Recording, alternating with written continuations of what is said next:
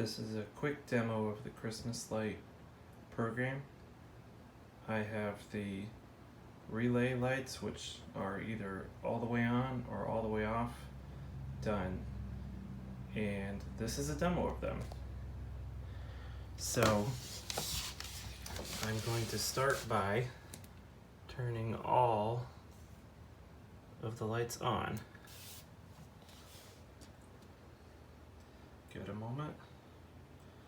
The first time you switch them on, it takes a moment, and then the rest of the changes are quick. So now I'm going to turn them all off, and now I'm going to have them blink one after another in order. 1, 2, 3, 4, 5, 6, 7, 8, 9, 10, 11, 12, 13. And the one that remained on down here is the star at the top. That stays on.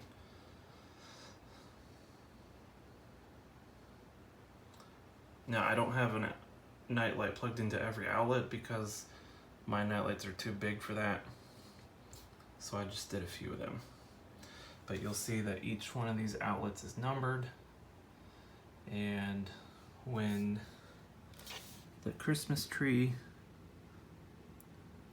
light with the corresponding number turns on, so does the outlet with that same number. And here they are together if you can see the tree.